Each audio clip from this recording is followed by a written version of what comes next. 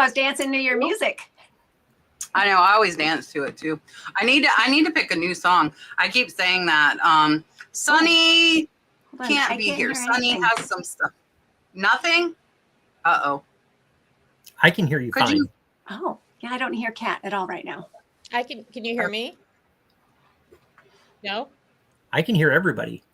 But I don't think Amy can. I can only hear Scott. That's all that really matters. Can't hear Scott, me? What do I do? What do I do? Marsha's saying there's a double stream. Maybe it's Scott. Tell Amy to refresh.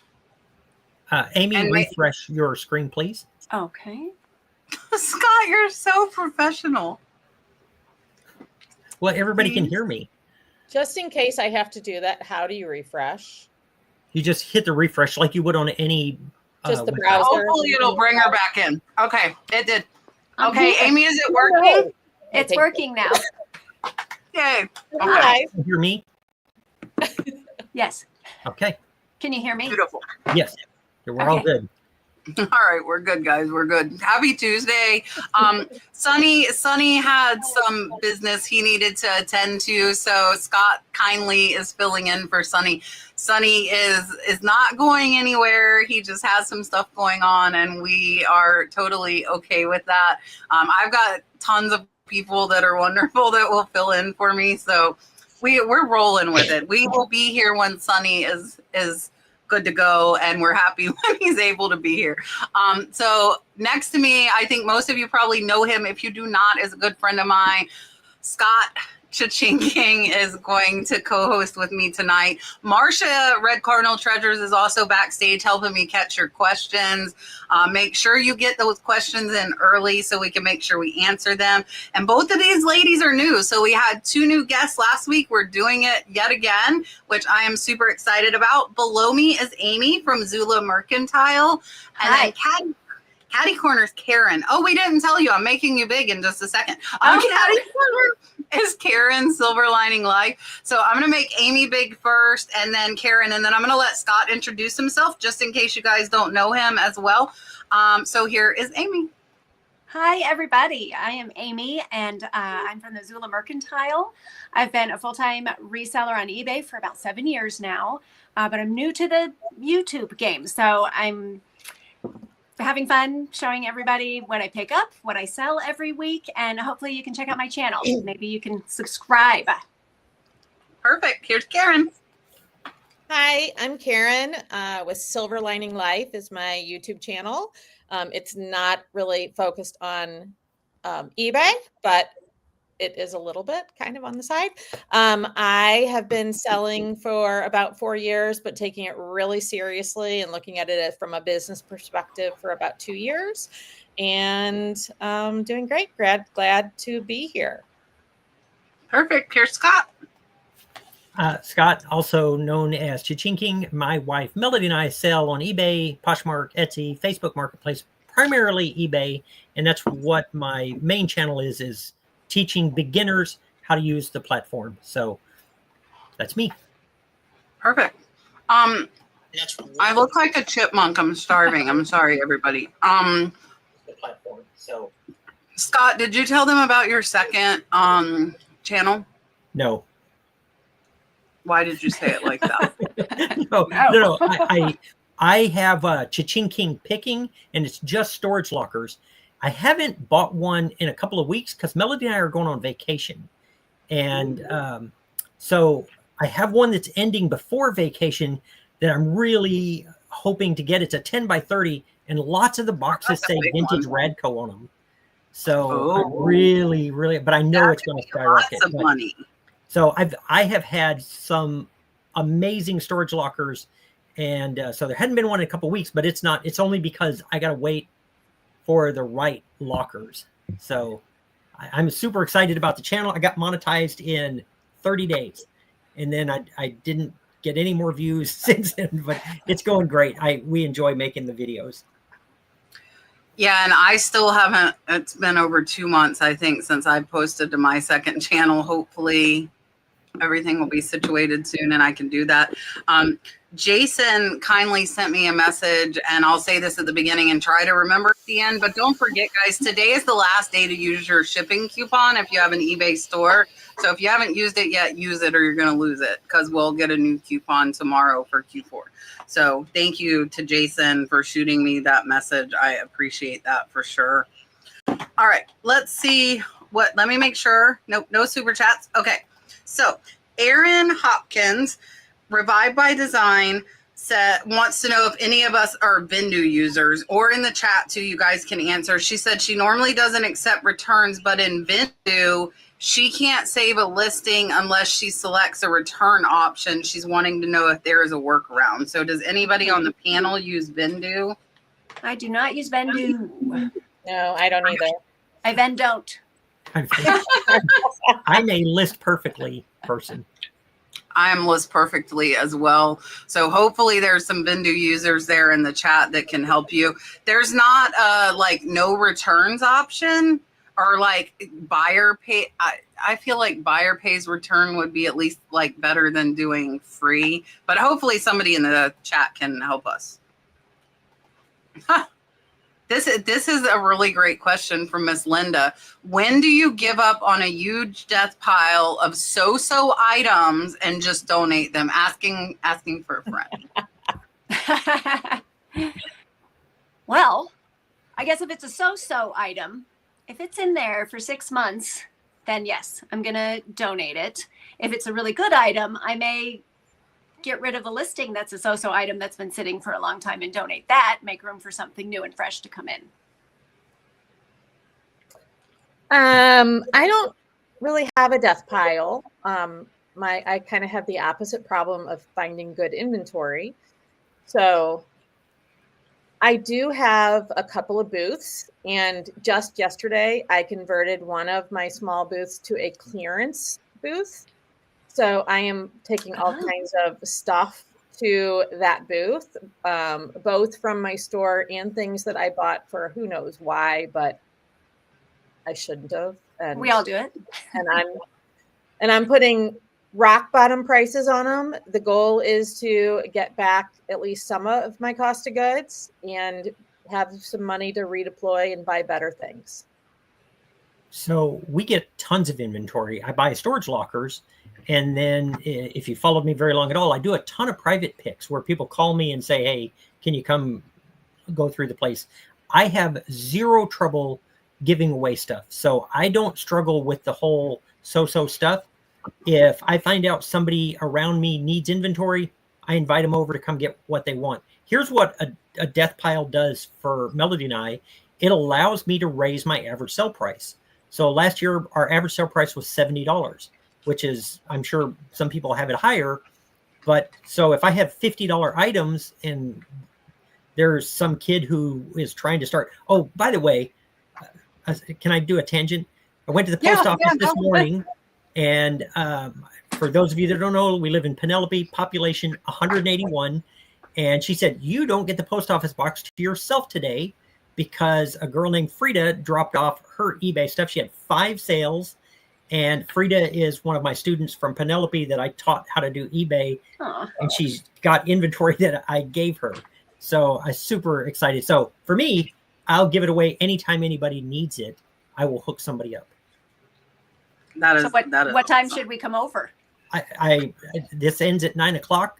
So. 9 o'clock his time. 7 o'clock mine. So for me, mine, and I actually was just messaging with somebody earlier. If you guys don't know, I have a Facebook group. I think we're getting close to 20,000 people in there now. That is called Death Pile Destruction. And I started it because I was crying. I was so overwhelmed. I had so much stuff. I just kept buying and buying and buying. And I was like, I have to stop this. Like there's all this money sitting here and I'm going spending more money instead of listing items and making money like I should. So what I did was I made the Facebook group the day I made that video, which it has grown immensely. Most of the people in there don't know who I am. I'm not overly active in there anymore because I don't really keep much of a death pile anymore. I stood to my ground on that. I cleared it out. And when I say a lot, like the shed I'm in now is 12 by 40 and over half of it was piled with a death pile. So thousands of items. And I mean, there were like $100, $200, $300 items just thrown in there. And, you know, like it's horrible to think, you know, oh, I spent this money, I bought this, and now I don't even remember I have it. So I think buying is a big issue in our community. Overbuying, I should say, is a big issue. Marcia just put the link to our Facebook group. Make sure you answer the questions or we will not let you in. We are sticklers about agreeing to group rules because we don't allow people to post hauls in there because all that does is make people want to shop more. So we do not allow haul posts. We don't allow links, like basic stuff like that. So what I did at that point is I said, I'm going to go through all this stuff. I'm going to put it in bankers boxes and tell me how many of you are guilty of this. You're going to go through and pull what you like and the same stuff falls to the bottom over and over and over. And it's been there for years. So I said, I'm going to go through. If I don't want to list it, I'm going to give it away. I have a lady that has a booth at the flea market. We actually just brought her one of the 6 foot by 72 foot shelves. I just brought her one full of inventory this weekend again, because now what I do is I will go through and I'm better about pulling stuff that is not worth listing. I used to think I needed to get every last dollar out of every single lot. And over the years, I've realized, no, I do not, especially if it's a $10 item that's going to take 3 years to sell. Like, right. No. If I can lock them up, if I can lock them up and sell 3 and they'll sell faster, I will do that. I don't buy like the $10 and $15 items unless I find 2 or 3. Same thing, lot them up, I get them selling. So I went through, if I didn't think it was worth it, set it to the side for, I call her my free lady, but set it aside for the free lady. And people are like, you could have a yard sale. I'm not going to have a yard sale. Like the reality is I'm just not going to do it. So I put everything in bankers boxes on purpose. I did not want those bins to be clear because if they were clear, I would see what was in them and I would still do the same thing. I would leave the totes that had stuff I didn't like and I would leave it there. So bankers boxes listed 1 box a day until it was gone. Now I have like 2.5 of the 6 foot by 72 inch shelves is my death pile, excluding 2 houses full that's in my barn. And that was because I did 2 estate clean outs kind of as a test for myself to see if I would be diligent enough to go through it and make use of it. And I did not. I will tell you, it is still sitting there. So that's why I didn't, because I was like, oh, I can advertise, I can call realtors, I can do this, I can do that. No, there are still 2 whole houses sitting in my barn. Some of the stuff is going to go bad from humidity and mold here in Florida. I didn't pay for it, but I did pay to rent a U-Haul and I did pay my employees to help me load it. So I do have something into it. We pulled quite a bit that we knew would get mold damage and made sure it went into one of the storage buildings that are climate controlled, but I didn't have enough for 2 households. So my point, I guess, is that if it's overwhelming and you don't want to list them, I think that's when it's time to donate them. And you could donate them to another reseller. There might be another reseller who would appreciate them, like Scott was saying. Like my lady's a flea market lady. She sells everything for $1, you know, so she obviously doesn't want to pay much for it. So if I'm giving her it free, yeah, she can sell it for $1. People get, you know, decent stuff for $1. I buy stuff from her booth to flip. And because she does get good stuff. So, yeah, if it's too much, that's when I would say, you know, and it's overwhelming, you get rid of it. It feels good to have space. And like we came in here today and we're like, oh, it looks so empty. And I'm like, yeah, she took a whole shelf worth of stuff to the flea market for me.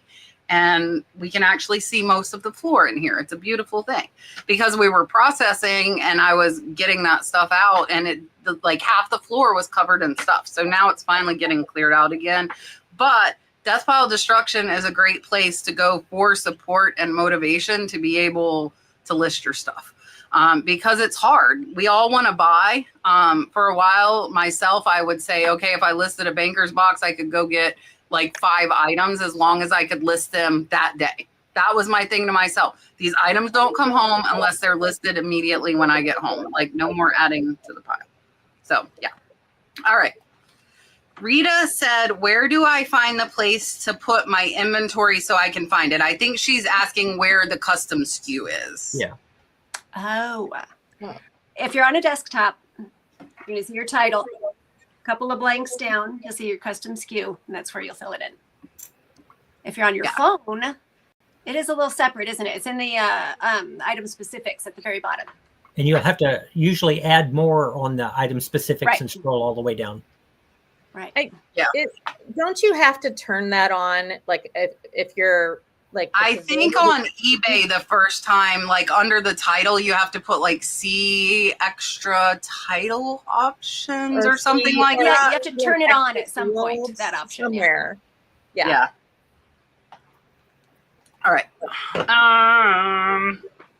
Oh, Marcia put a question in and wants to know, what is your favorite item to sell? Oh gosh, I'm an everything seller, so there's a lot of things that I like. Yesterday, one of my favorite things sold. I found an early 1900s beaver skin top hat at an estate sale for $10, and it sold yesterday for $185 immediately. Nice. So that's pretty fun. I love old stuff. Gosh, I like old metal things that are ornate, like Victorian style cast metal. Oh, and you know what? Silverware. Yeah, stainless steel silverware, vintage, Oneida, things like that. Sells for me all the time. I'm always the one in the kitchen at the estate sale looking at the silverware. Good for you. I have sold a little bit of silverware, but I hate actually laying it out to take pictures. Yes, it takes forever. And then you're holding your camera up way high. Oh gosh. So you can get it. Yeah, well, and I have to use my dining room table, so that means the whole room has to be clean. And yes. So, yeah. No, so I would, in a perfect world, I would be 80% selling shoes. I love selling shoes. It's my focus. I know you guys all think I'm crazy. But I love selling shoes. And I actually like selling men's shoes better than women's. And my favorites are the men's dress shoes, like the ones that guys would wear to like an office if they worked in a fancy kind of an office, or they would wear to a wedding or something like that. I love selling those kind of shoes. It's surprisingly, maybe not so surprisingly, there's a lot of women's shoes you can find in decent condition, not necessarily good brands, but you can find them. It's really, really hard to find good men's shoes in good condition because they wear them until they fall apart. Yes. But the dress shoes, they only wear maybe for a couple of special occasions. Exactly. So, yes. I just bought a bunch of Magnani shoes. Magnani? Yes. Those are I've good. got some of those. So that's my favorite. I hate shoes, but my Melody likes listing shoes. The locker that we got had 200 pairs of new men's shoes. And so I'm looking at them here. I've got so many. Not my favorite thing to list. If I could just pick something, I really like vintage fishing lures.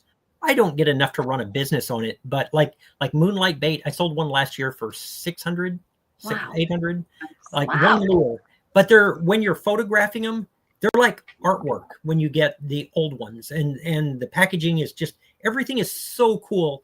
But probably the best part about the vintage fishing gear is the community that buys those. Super nice. They're all super excited to find the piece that you have. We sell everything. Like I don't have anything that I wouldn't sell. Well, I say that I wouldn't sell anything controversial intentionally, but like I know I've got an Emilio Pucci tie that I can list, and I like everything but fishing lures would be probably my favorite, and it's probably Melody's least favorite. Yeah, I think my favorite's jewelry, and honestly, I almost would have wished I started with it, but I know I would. I did a lot of jewelry probably like 4 years ago, and I did get bored with it, and then I went back to getting other stuff. So I say that, but I think I would probably get bored with it eventually. But that is like with my newer stuff, over 50% of what I buy. I like it being small. It's easy to ship. It doesn't take up a ton of space, so it's easy to store.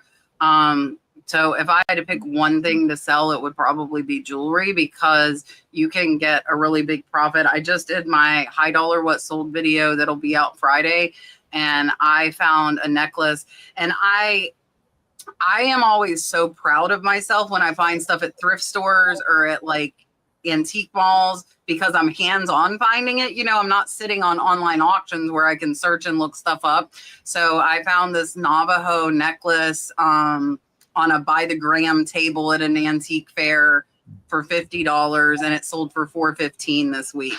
And I'm like, yes, I did it. And I'm always like that. And one of my other higher dollar was also a thrift store find.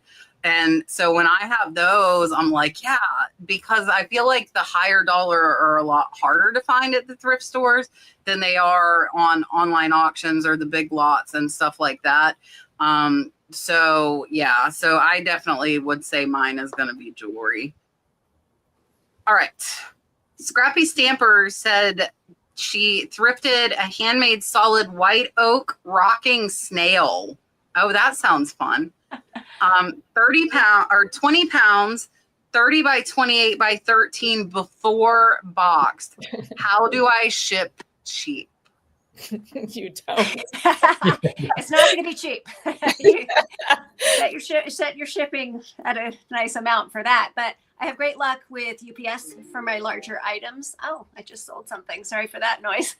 No, I'm not sorry. But UPS is my go-to for the larger stuff. Gosh, we recently shipped a 40-inch swung vase to Texas. UPS was my go-to on that. That was a great sale. And, you know, I was nervous, but now from here on out for my big stuff, I'm using UPS. Yeah, I would second that. UPS for anything that's heavy. I put the different options in for my heaviest weight ship. I use flat rate shipping policies, except for my heavy items or really big items. And in that I do calculated. And then I put in all of the shipping options and let them pick. And of course they're going to pick the cheapest. And it is almost always UPS. So I've shipped a lot of rocking horses. I've been a woodworker most of my adult life. And the ones that I've given away the most are made of mesquite. And so they're very, very heavy. They come in at like 35 pounds. And it's always going to be UPS. I've tried FedEx. I've shipped furniture FedEx that I've made, but it's going to be UPS. It's not going to be cheap. So it's got to have enough value in the rocking snail to absorb that. If it's got feet that project out from the side, if those come off and will go inside, you can reduce the size of the box a little bit. The good news is if it's made out of solid white oak, it's going to be durable. So you don't have to worry about like a swung vase. That I wouldn't have any hair left, but like, I refreshed all the time, constantly refreshing. but it's really, it's not going to be cheap. So if the snail is worth several $100s, just bite the bullet, ship it right. If it's worth $50 or $75, sell it locally. Yeah, I agree with that. Yeah, look, I'm looking up what a rocking snail is here because I want to see what this looks like. Yeah, I agree. There's not going to be a cheap way, but I think if somebody's buying a rocking snail, hopefully the value is there, where the shipping won't be a deterrent. And I don't think that it would. It's not as super breakable, so I wouldn't be too stressed about it. Yeah, I've done like little rocking horses and little rocking chairs. Same thing with like wooden, like if they're well built little wooden end tables. I just sold one of those. Those I don't like overly worry about. But Scott's showing us the rocking horse. Very cute. Very, very cute. Kind of going back to the last question about what your favorite thing to sell is, for me, that is not just things I like. It is how hard is it to find? Mhm. Do I like photographing it? Is it easy to store? Is it easy to ship? Is it easy to manage? Like for me, all of that goes in to, do I like doing it? Like Yeah. I know, Kat, like I know I've heard you say many times that you don't like cleaning stuff. Right. So I refuse to iron or steam things. So I do not buy wrinkly looking clothes. I don't care if it's got a good margin. I refuse to iron. So, so that's part of it. If I agree, if there's a lot of value, it's not a big deal. They will pay the shipping. Or Yeah. you could do free shipping. I wouldn't do free shipping because if they return it, then you've got to return that. So Yeah. they will pay the shipping if it's, worth a lot and they really want it. But, Right. and if you don't think so, then I wouldn't be buying big things. Yeah.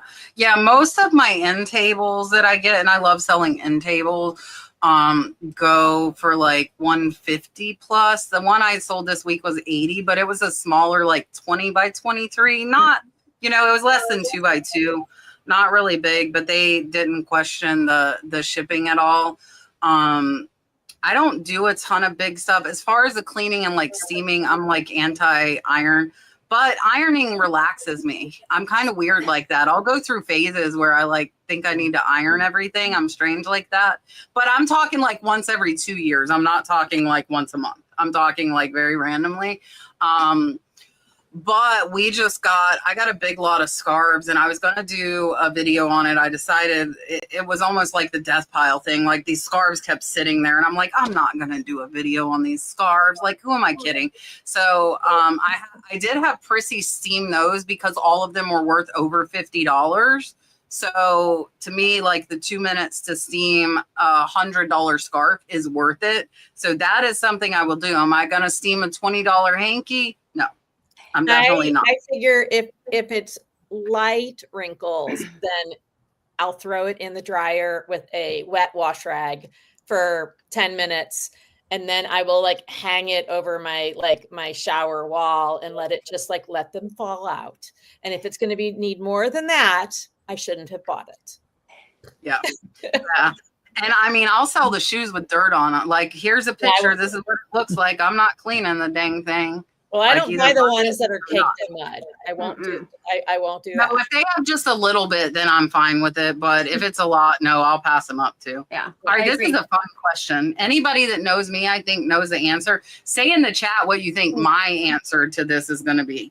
Patty said Taco Tuesday or Whiskey Wednesday. Oh.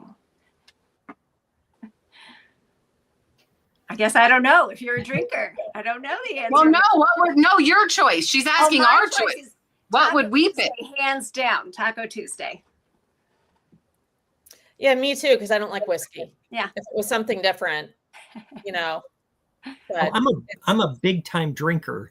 So Scott has never drank. Scott does not drink. Cheers. no, I've never even had a beer in my whole life. So it's Taco Tuesday all day. Okay. if you had said beer Wednesday, that would have been my answer, but that doesn't rhyme, Maybe a milkshake. Wednesday. Only one person in the chat knows me. My answer is going to be Whiskey Wednesday. Whiskey is my go-to drink. It is my favorite. Yeah, I love me some Jack and Coke. I don't drink very often, but whiskey is my drink of choice. So I would say I love tacos too. I think you could have them both together. That would be that. I love tacos too. But if I had to pick like whiskey, I hate wine. I'm not a wine drink. I am whiskey, like hands down all the way. I don't like beer. I will drink it, but I don't like it. Yeah. My good friend Elena is here, Treasure Diva Thrift. Listen, so her husband, tell Rick thank you again. I'm going to say it again. I had no light in my kitchen for 8 months, guys. 8 months. No light in the kitchen, right? No light. So I bought a light. my ex said, oh, I'll put the light up. No light gets up. And then I had tons of friends. Oh, I'll come put the light up. I'll come put the light up. Now, mind you, we still had the stove, like over the stove light, so we could see to cook. And we have a dining room light. So there's some, light, but there was no kitchen light. So finally, on what day was that, Elena? I don't remember. Her husband came to pick something up for me, for her. My boyfriend, who isn't overly comfortable with electric, put up the light in my kitchen. And I'm like, I asked Elena's husband, I'm like, Rick, do you know about electrical? And he's like, yes, that's what I do for work. And I'm like, could you please come in? Just make sure we're not going to kill ourselves here and just check the wiring on my light. And he did. And Tyler had it right. My boyfriend had it right. He had it right. And we have a new kitchen light. So, and I got the fancy smancy smart bulbs that you can change the color. So Brooke has convinced Dalton that if he claps and says the color, that works, because she was standing behind him with the remote. So he'd be like, blue. And Brooke could change it and then say green. So he's going to try it, I'm sure, when we're not there with the remote. But for now, he thinks they're like magic lights that he can clap and tell them a color. That's and cute. They'll magically change. Yeah. So super duper cute. All right. Elena likes the kitty cat. So I will give Elena the kitty cat one here.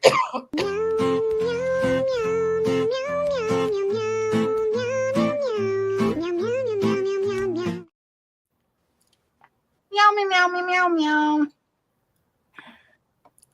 Yeah, ask me on December 31st. I couldn't even hold my head up at 11:50 on New Year's Eve. I was live. If you got to witness that, I started at like 2. That was a mistake. I will not do that again. And by 11:50, I was down here. All you saw was the top of my head. That got deleted, so don't go looking for it. It is not there. Yeah. All right. Becky said, when adding other content to your channel, do hashtags help YouTube know which watchers to send suggestions to? We are making all kinds of money over here. Yeah, that was me again. Hey, oh yeah. Just showing off. Normally it's Scott. Scott's over there chinging. I had 2 sales since we've been live, one on Mercari and one on eBay. I should probably let me mute. Sorry about that. Okay, but I think the hashtags do help, because when I first started, I didn't know about the hashtags. And then I checked out other people's channels that were, big time people like you. And I noticed all the hashtags. So I started trying it. And yes, I was getting more views, more likes, all of the stuff. Yes. So I'm going to disagree. I think that there was a time when hashtags probably made a big difference. But I think with all of the AI tools and behind the scenes stuff, by the time you actually you've uploaded and you've typed in all of your copied and pasted all your stuff in, I think it has already scraped through the video. It knows exactly what everything's about, and it doesn't need hashtags anymore. So I don't put any in, because I just would rather have people focus on the stuff that I do put in there than have extra stuff in there. So I don't have any idea. I truly have no clue what I'm doing. So I just make videos. So I don't know if the hashtags help or not. I really don't. Kat's the boss. What do you think, Kat? I am the boss. No, I don't know. I say that all the time. I'm like, I'm a boss. There's no other way to describe me except I am a boss. That's just my personality. I'm gonna usurp your question and tell you that I don't think you should be adding other content to your channel, because YouTube wants to know the correct audience to send it to. So if you're asking about hashtags and different types of content, then I would say that's not aimed at your current audience. You're gonna screw up your SEO, and YouTube's not gonna know who the hell to show it to. Now, when you're new, if it's a newer channel, say you're doing, in the beginning of mine, I did what sold videos, I did thrifting videos, I did haul videos, I did live sales, but it was all in the reseller genre. Mm-hmm. And you didn't really specify what content you're adding. So I would just say be careful if it's too far out of the realm of what you're already doing. I do use AI for hashtags on every single video. Whether it helps or not, I don't know. But I use AI for my titles and I use AI for my hashtags on every video. And I've started using them on my posts for Instagram and Facebook as well. Brooke was doing that for me and she got another job. So nobody has been doing it for like 2 months now. So I picked it back up and I'm doing it myself. And I feel like it is doing very well. And I credit AI with that because I tell it, like, I want the top 10 hashtags. This is what I'm posting. Like I put like our summer weekend wrap up, you know, but I'm a reseller. What are the top 10 hashtags to help this post get seen and clicked on more? Exactly what I want. It gives it to me. I put it in because it'll scour the internet way better than I can. And I know Brooke was using AI as well. And then so if it's in the realm of what you're doing, then I would do hashtags. I would suggest AI for asking, like tell them, you know, I'm doing a video about a haul on vintage glass, whatever it is. And what I do for my AI ones is I say, give me 500 characters because that's your limit on YouTube. Give me 500 characters for video with the title of XYZ. I put in my title. And then I say to increase SEO and clicks on YouTube. And then I tell it no hashtag symbols because you don't want hashtag symbols when you put it into YouTube. That doesn't work. And that's separated by commas only. My AI knows. It's learned over time. So like now it knows exactly what format I want it. And I figure it can't hurt, you know, 2 minutes to type it in. If it gets more views, then it helps. And if it doesn't, it doesn't. But yeah, I missed Todd's super chat. So thank you guys for letting me know. Plus, it's one of the funniest comments ever. Yeah, that's good. Rocking snails slower than rocking horse. I'm going to say yes. Be like, Yeah. Much less dangerous too. Safe. You know how fast kids go on those things? Have you seen some kids on those rocking? I can picture it in my head right now. All right, Scott, I'm going to give you my octopus. Here you go.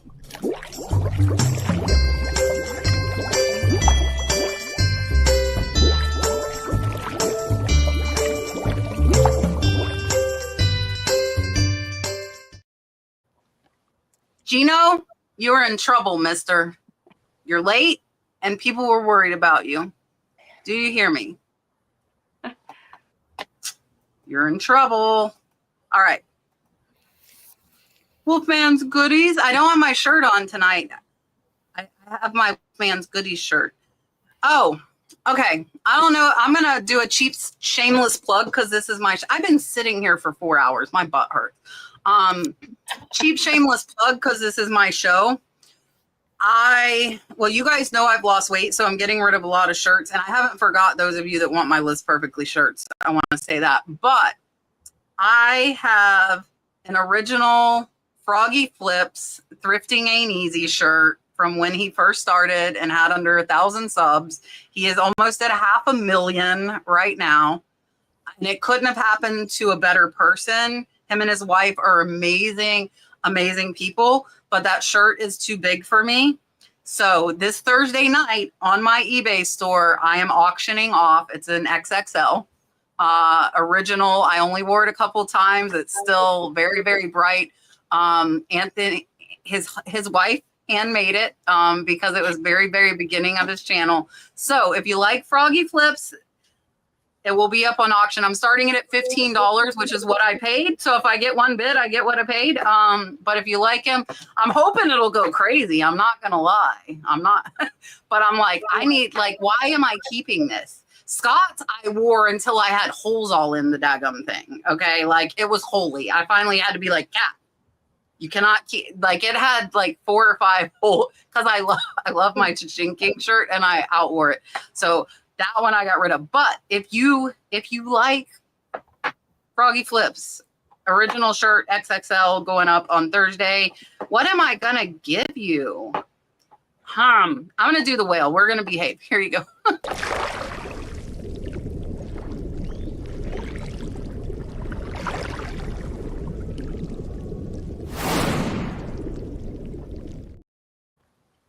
I still think one of my favorites Gino's ever made. I love the whale one. I absolutely love that super chat.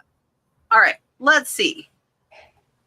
Mark wants to know where everyone is from. I saw him put in the chat, and I don't think I knew it before, but he is from Hawaii.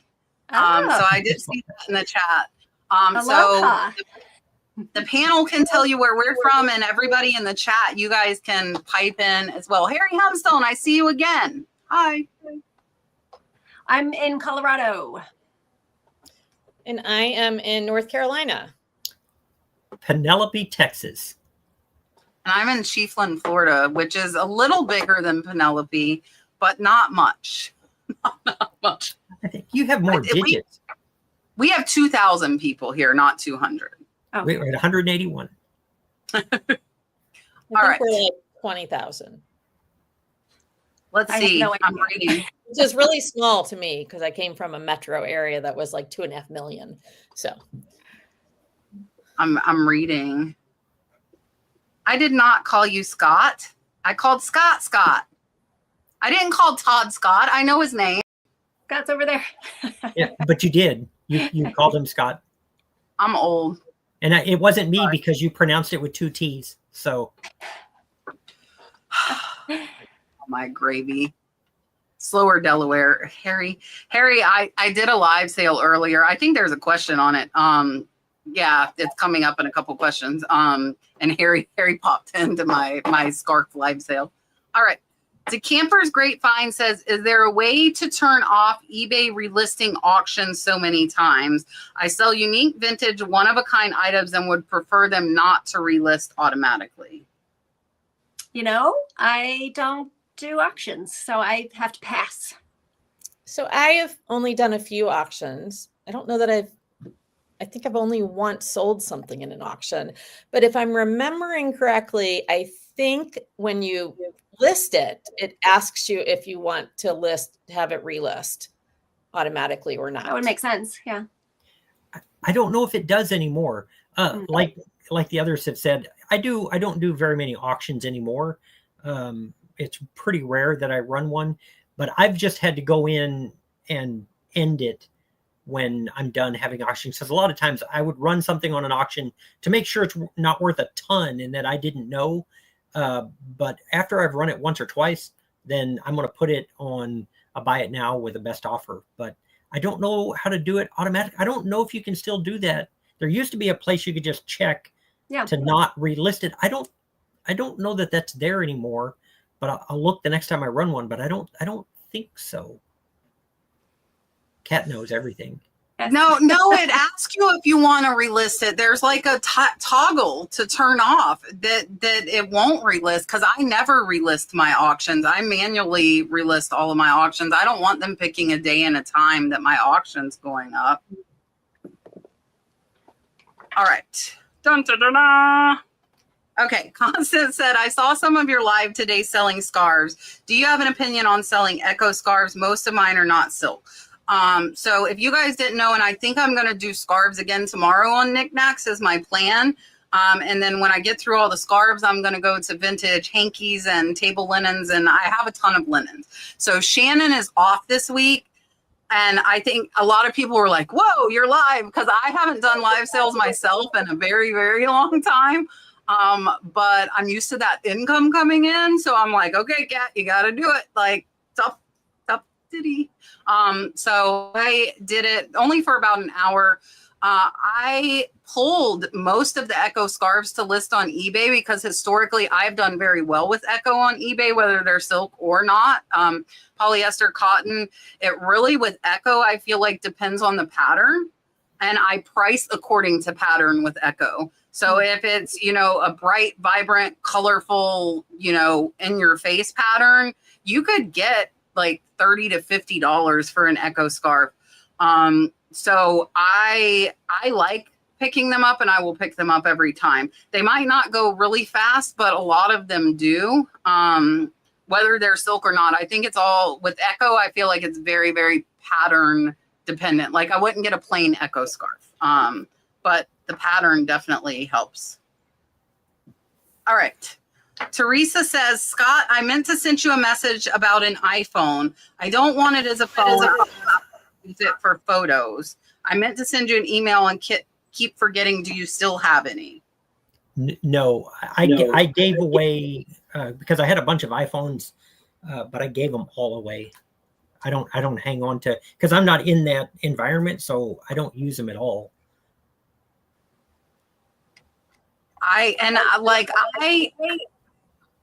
Ours, I got like, so we have the new ones. But what I did before I got the new ones was I just got cheap ones that were locked, not iCloud locked, but they were carrier locked because I didn't care because I was only using them on Wi-Fi, and then they're cheap on eBay. I do have one here. Actually, though, I think this one is like locked, like to the person who had it. Because I've got this, and there was an, but I don't know enough about Apple that once it's authenticated to their, what do they call their account? The Apple account. Apple ID. Then, yeah, it's got an Apple ID on it, so I don't think you can do anything with it. So I'll end up giving it to somebody, but I don't think you can do anything with them. If it's Apple locked, there are people you can pay to undo it. There are hackers. But I haven't touched ones that are Apple locked because those are typically stolen. Or somebody didn't pay, like they got it on a lease, didn't pay, and then the company like. Right. And that's not the case. This is the one, this came out of the locker with all those shoes. Y'all, if you haven't seen the video, there was 2,000 pieces of new clothing, 200 pairs of shoes. And that's the one I found a ring in it. There was a 14-karat ring with diamond and rubies on it. And so I reached out to the guy that had the locker, and I told him, hey, this has got to be your grandmother's or something. It was super old. And so I sent it back to him. And then after he got it, he goes, oh, by the way, I have 2 more lockers. But he had a ton of stuff. That's the one that had, if you haven't seen the video, there was probably 20 Toomey bags and 20 new Coach bags. It's just an insane quantity of stuff. But there's a bunch of Apple stuff but it's all in his name. So I'm going to meet him in October. He wants to, I'm going to buy his other locker directly from him. And I was going to take it back to him and see if he wants this stuff. Or he may give me the password. If he does, then I'll give, if somebody wants them, they could have them.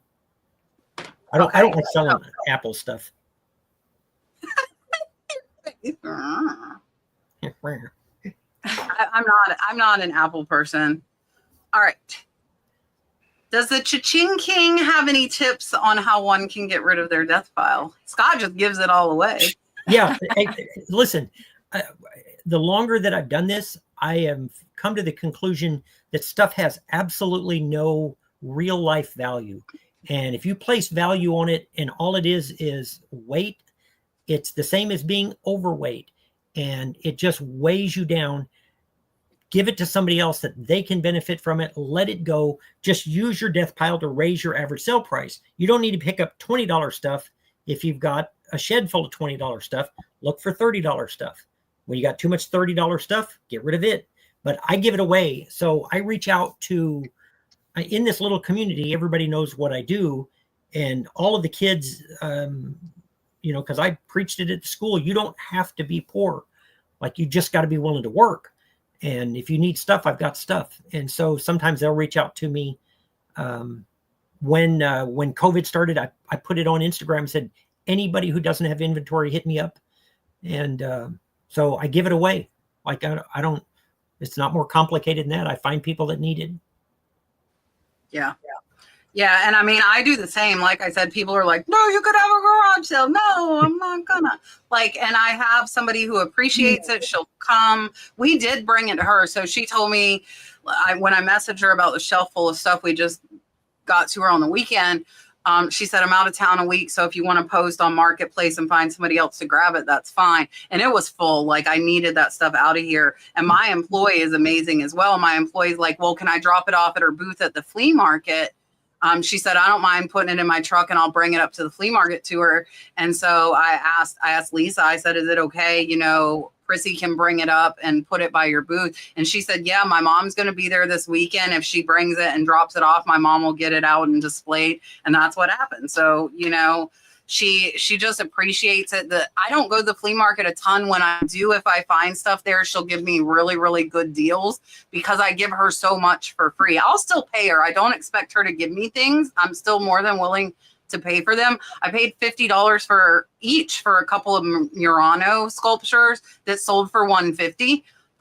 So I'm fine paying. And she knew what they were worth. She knows how to research. And so I was fine. You know, I'll pay $50 to turn it into $150. I'm okay with that. There weren't a ton out there. But I believe in karma wholeheartedly. And if you're putting out good, you're gonna get it back. All right. Sherry says, I had a customer who placed an order on Sunday. Item was in the mail yesterday. She messaged me through Etsy, help, where is my package? And then leave the 1-star review. How do you deal? Well, I don't sell on Etsy, but on eBay, I sure would. You know, you can request feedback revision for something like that because obviously it takes longer than a day for it to get there. So that's a reasonable one to have that removed. But of course, you know, contact your buyer, let them know, hey, I just mailed it. Here's the tracking. Make sure they know they can keep track of it themselves too. Yeah, I don't sell on Etsy either. If I have somebody that messages me about, you know, when is it going to be, you know, shipped or whatever, I mean, I let them know that I ship Monday through Friday. And then honestly, I think you just move on. You know, if somebody leaves you a bad review, there's not much you can do about it. On eBay, you can ask them, I think, sometimes to revise their feedback. But if they don't want to, there's really nothing you can do unless they are saying something that violates policies. So you just move on. One bad review isn't going to kill you. So this is where Kat and I differ. I fight every single one of them. If I just recently had a guy who bought a pair of shoes, and before 10 o'clock that night, he's like, when are you shipping these? I'm like, dude, it's Sunday afternoon. They'll go out first thing in the morning. By Monday night, his whole life has fallen apart because he doesn't have the shoes. And then when he gets them, he's like, oh, and they were Spingle Move. If you don't know the brand, go look it up. These are like $300 to $400 new, and these are new. And anyway, so he leaves me a negative. And for everybody that says eBay will no longer change feedback, I have 6,000 feedback, almost maybe close to 7,000 feedback. There is not a single negative if you scroll back to the beginning of time on mine. Nice. And I have 2 neutrals because I felt like I earned them, so I didn't fight them. I have no others because I don't leave them. So I disagree. On Etsy, I would reach out to them first. It's like, you know, and of course I'm tactful when I talk to people because I don't want them to have a bad experience. I try to fix it with customer service. And if, but you know, occasionally you'll get somebody who can't find their butt with both hands. And like, I'm not going to take it. Like, I'm going to fight it. And I normally win. But so if you're in the chat, please don't take this as a challenge. Like, I don't need this kind of. Oh yeah, no kidding. I'm with you though. Where do I point for you? I think I point down here for you. It's hard to figure it out. I it for years, and then it's crazy. When Sonny came on, I started pointing the wrong way again. I'm like, what? Like, because it's a different person. It made no sense. I have heard that Etsy will not revise any feedback and that the buyer cannot remove the feedback from Etsy. So that is what I have heard. I think I have a couple. I don't look on Etsy. I don't look at I'm at like 4.4. So I've gotten some bad ones, obviously. I have not read them. I'm not going to read them because they can't be changed. You cannot appeal it, and the buyer cannot change it once they've left it, is my understanding. If somebody knows different than that, please tell us in the chat. And I wanted to put this on here because I very much resemble this comment. I am the people of Walmart a lot of times. We went to Walgreens yesterday. I had to pick up my medicine. And there were 5 cars in the line. And normally I know our Walgreens, it's like 10 minutes a car, right? And I'm like, no bra, wearing sweatpants in 90-degree weather, okay, and flip-flops. And I'm like, okay. So I'm like, Tyler, will you please go in and get my medicine? And then I realized I don't have my wallet and a card, which means I have to use my tap to pay, which means it needs my fingerprint. So into Walgreens in sweatpants, no bra, and flip-flops I went. And I'm just like, oh my gosh. And my daughter was there working. So I had to meet her work friend. I'm like, oh, hi.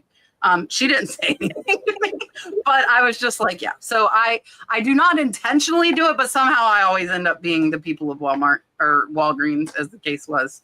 And it just sucks on Etsy because I don't think you can change it on Etsy. But generally, the people that are like that, I'm like, Scott, I'm like, you purchased this on Sunday. The post office is not open on Sunday. It will go out tomorrow on Monday, and then it will take 3 to 5 business days to get to you. And just try and, I hate to say it, but dumb it down as much as I can. Like you're explaining it to a 4-year-old for the first time ever. Put it into Grok or Chat GPT. Tell it to tell you how to say it nicely, and then roll with it. That's what I have to do. All right. Scrappy Stamper says the horse comp is $275. I guess she's are we talking about the rocking snail? The snail. Yeah. Oh. I think we're talking about the rocking snail. So the rocking horse comps at $275. So she's listing the rocking snail at $399 her best offer. So would you take it to a UPS store? What is eBay choice? eBay. Oh. Like where you can put multiple options in your shipping. She said she checked the options between USPS and UPS was way higher. But the reality when you buy the labels is UPS is a lot cheaper. I don't know why that's all wonky, but it is. Right. So what would you do? As far as maybe she means take it to the UPS store to have them pack it. That's what I was thinking. Okay. I pack everything myself, no matter what. It costs a lot of money to have them pack it there, and I'm cheap, so I pack it myself. Yeah, I definitely pack everything myself. And yeah, I mean, if I think that there's a possibility that depending upon where somebody is located, maybe, they would want priority, or maybe they would want, for whatever reason, I sometimes will put in like FedEx, UPS, and USPS, and that way just whatever they get to choose, and whatever comes up the cheapest is what they're going to choose, rather than presuming that it's going to be all the same for the same package, because I don't always know which is going to be the cheapest. But for the rocking horse, I would put UPS in, and probably that's it, because we know that there's no way that anybody else is going to be able to compete with that. So when I first started eBay back in the 90s, I sold a lot of lumber, and I sold some of the furniture and stuff I built. And what I do today, which I sell very little because I don't want to sell that kind of stuff, but I created an eBay economy shipping one, and I don't specify the carrier, but I put in my description that it will ship by the most economical method. And so typically, like, I've shipped a lot of the rocking horses, not because I sold them, but I pack those myself. You're going to spend quite a bit when you ask them to ship that for you. So Yeah. I'm reading the comments, and I think maybe she's not talking about having UPS pack it, but do you do the label through eBay picking UPS, or do you take it to UPS and buy the label there, which you would not do, just like you wouldn't buy the label at USPS? exactly. Yeah, because like when I get UPS shipping from an auction, some auction houses refuse to ship anything. I know which ones they are. They bring my stuff to the UPS store. It's always triple the cost. So if it would have cost me $100 for stuff by weight and size, I'm going to pay $300. So that's not a cost that you want to incur, because we might be talking an extra $100 if you did pack it. But I went, I've been selling end tables lately. They have a wardrobe box at UPS or at U-Haul, a wardrobe box at U-Haul that is, I want to say like 24 by 36, and it has been perfect for my end tables I've been selling. It is a $25 box. It's an expensive box, but it fits the end tables perfect. And I'm making enough profit on those end tables that I'm okay paying $25 for a box. So if you have a UPA or if you have a U-Haul store near you, you can go there and get the wardrobe box from U-Haul. They also have 24 by 24. I don't remember if one of your dimensions was longer than that. They also have 24 by 24 boxes. And then just make sure you cut it down. All of you guys, if you're packing anything big, cut it down as small as you can, because every inch is going to cost you a lot of money. Right. Put packing around it, but don't leave 6 extra inches there, because you're going to pay like an extra $30, $40, $50 for that. I have an end table shipping story, if anybody wants to hear it. Tell us. Back when my sister-in-law she lived in New Mexico at the time, and she had a toddler, like a 2-year-old, and she was like, I don't know, 12 months pregnant with her second. And she was like super depressed. It was midsummer, super hot. And so I talked to Melody and I was like, hey, I just finished up, y'all won't know who it is, but some Charles Rolfe style end tables. And I said, let's just send them to her. We'll just surprise her. And so didn't say a word to her. I shipped them off UPS. And one morning, Marcia was having a bad morning. The baby threw up on her, like all over. Marcia hadn't eaten anything. And she's super, super pregnant. She took her clothes off, threw them in the washer. She's running around the house butt naked, got a screaming baby here. And she was just going to try and eat some Doritos. And she opened it. The bag just blew up and they're all over the floor. She said she sat down on the floor bawling, eating Doritos off the floor with a crying baby. And her front door is glass. And she heard, UPS guy is at the door. His eyes are this big around. But she didn't enjoy the tables quite as much. It didn't boost her spirits as much as we had intended. But that's a true story. Oh my goodness. It's like she's forgiven me, but it's not good. Mark has arrived. It is 9:11 on the dot, always, every time. All right, Mark gets Rod. Here is Rod.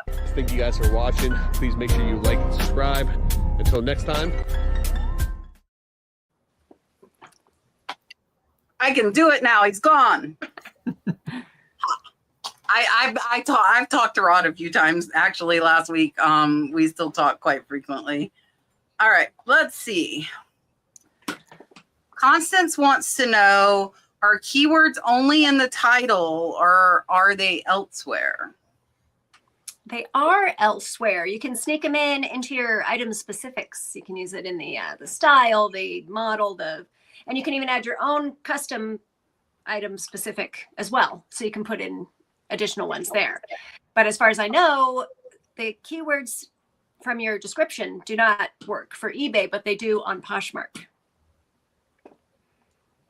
I think I'm going to probably agree with all of that. I think I didn't used to put much of anything in the description, but now that I'm using one of the AI tools, it does create a description that I'm good with, and it's not the flowery one. It's actually like just a list of all of the brand, size, material. It just gives basics. A bullet point. Yeah, like a bullet point list. And I like that. And since we never know how eBay might change things, and who knows if and when they will ever scrape the description as part of the algorithm. I don't think it hurts. But if I wasn't using the AI tool to list, I would not waste my time doing that, because the goal is everything should be sold within 6 months. So, yeah. So if you haven't seen it, Rachel Strickland did a video where she actually took like one of the rarest words in the English language and tested it in different places to see where and when it would show up. I did see that. Did you see it? It's a brilliant. It's like I saw some videos after that people said that they had done the exact same experiment. I'm telling you, I've never seen it. And I told Rachel I was just jealous I didn't think of it. It's a brilliant video, and you really, truly need to watch it because it's actually helpful, because it's tiered as to where it makes the biggest difference. And obviously the title and the item specifics, and it works its way down from there. The description itself doesn't make as big a difference, but it's not invisible. It's a really, really good video. So eBay, I'm going to agree, like title and item specifics are going to be your main places to get the keywords in. So like if I have something that I feel like is like a blue green and I can't find the space for blue and green in my title, I'll put blue in my title and green in my specifics for what the color is. And I'll type that it's blue green in the description. And I saw somebody put it, and I'm going to put this up here. Mary Jo is saying keywords are very important on Etsy. You get to add up to 13. Nice. I agree. So since I started using AI Express Lister on List Perfectly, it makes up the keywords and it puts them in for me. And I've gotten a lot more sales on Etsy. Mercari, it picks up your whole description, title, description, everything on Mercari. No, it's annoying when you're trying to buy something. It's very annoying because people know and they sneak the words in there that are not applicable to their item. And it drives me bonkers when I'm trying to find something. Oh. And Poshmark, I believe it also pulls from the description because the same thing happens on Posh where irrelevant stuff comes up and I'm like, I have, and I want to share this with you guys too. I have started when I'm doing a search for myself for purposes of comping, and lots come up a lot, especially with jewelry. It'll be like somebody has a lot of 10 different big makers. So all of them come up. I think Dom was Primetime Treasure Hunter was the first one I saw do a video. You can put minus lot in your eBay search and it will omit all of the lots. And that has made my searching, and I've known about that for years, but I've never utilized it. And so like when I just did my last Hallmark research video that you guys saw, I did that on there. I put minus lot, and then I only got individual Hallmark ornaments because I wasn't trying to show, 200 Hallmark ornaments. Yeah, they're going to sell for a lot. There are 200 of them. So think about that too on eBay at least. And it works on, it also works on WorthPoint, putting minus lot. And that has been amazing for like my research purposes. I absolutely love it. All right. Susan wants to know, what do you think about the new OpenAI ChatGPT in-app buy option for Etsy and Shopify? Do you think this will affect eBay? Does anybody, I don't know what this is. In-app buy option. Can somebody in the chat tell us? I'm going to try and find it. But somebody tell us. Tell us. We don't know. And does she get a prize or something for stumping us all? Maybe. I'm looking. Susan. It says you can use ChatGPT to buy items on Etsy, and Etsy sellers can use ChatGPT to help run their shops.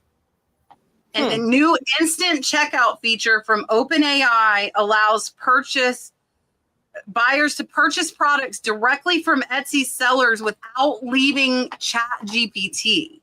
So they can search on ChatGPT for whatever product they're wanting and they can just buy it. So it says, when a user asks ChatGPT a shopping related question, such as for gift ideas, the AI can display relevant product recommendations from Etsy and other merchants in a visually rich carousel. So you ask ChatGPT, what's a good gift for a 7-year-old boy?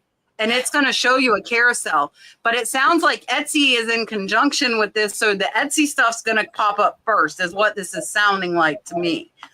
And then if they find a product they like, they can complete the purchase through instant checkout without ever going to Etsy. So with That's this, crazy. Wow. so what this reminds me of is YouTube just announced all these updates. And one of them is something about Shopify tied into like your YouTube videos, and people are going to be able to buy stuff that you tag in your YouTube videos. I don't know how it works. I don't really understand it. I don't have a Shopify site, so I don't know how I could use it, but it kind of reminds me of that. And I think, how is this going to affect eBay? Is I think eBay, again, is sometimes not the fastest putting out the new things, and they seem to wait until everybody else comes up with ideas, and they don't really have much of a choice, such as their eBay lives, that they still don't have it open to people. So I think that eBay will maybe eventually have some collaborations if everybody else is doing it, but I wouldn't count on it anytime soon since it's eBay.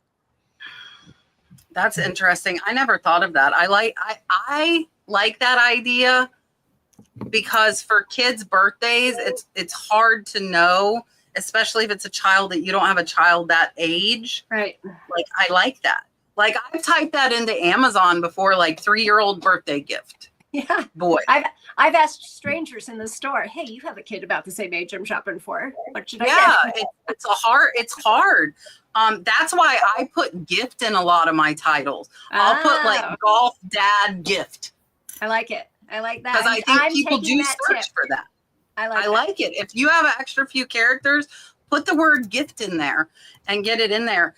I have to tell you guys, and I haven't made a link. I can make a link and get it in there. I am crazy, and I think I've said it over the years a lot.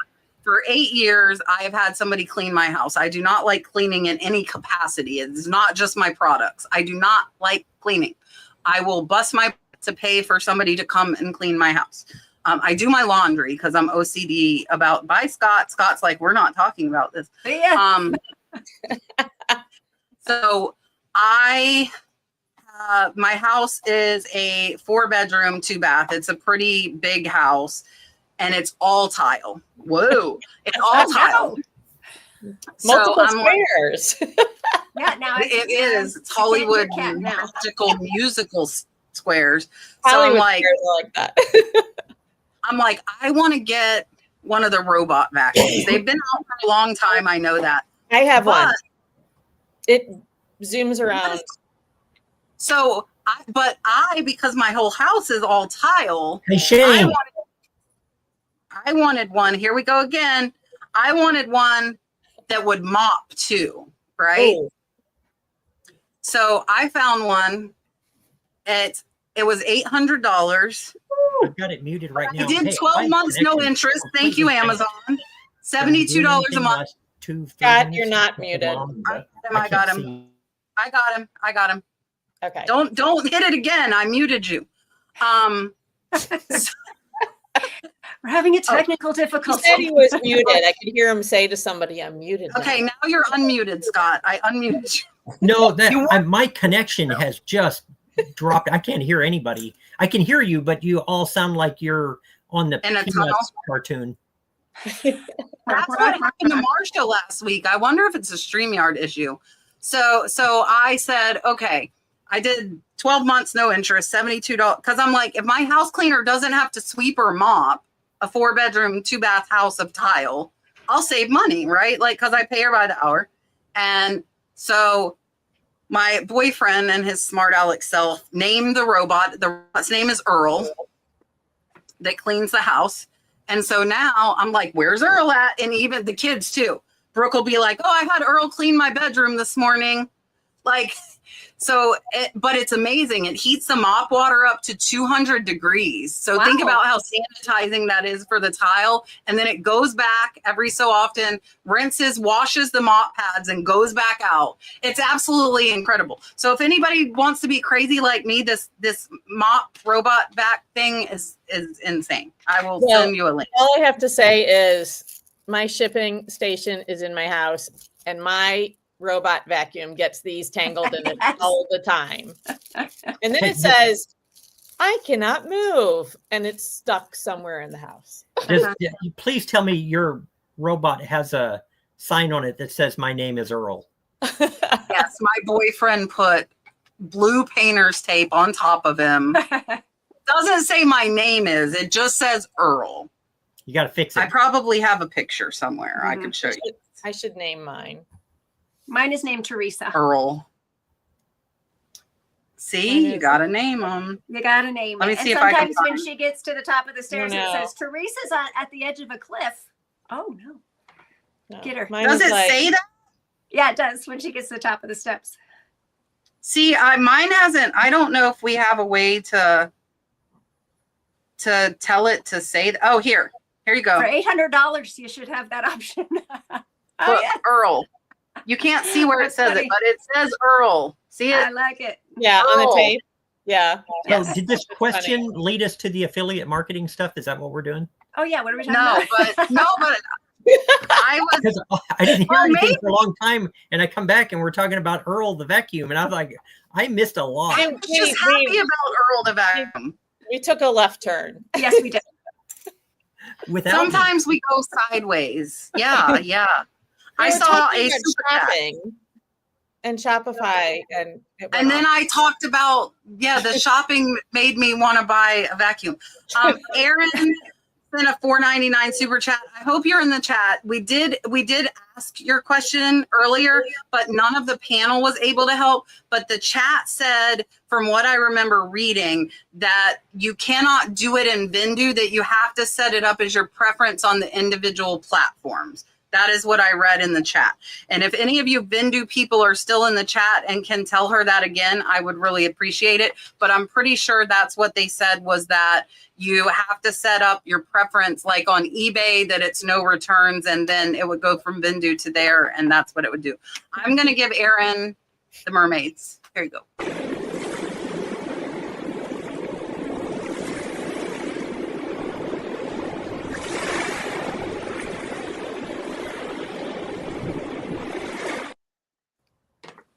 People are lowballing me, and I don't like it. Is 400.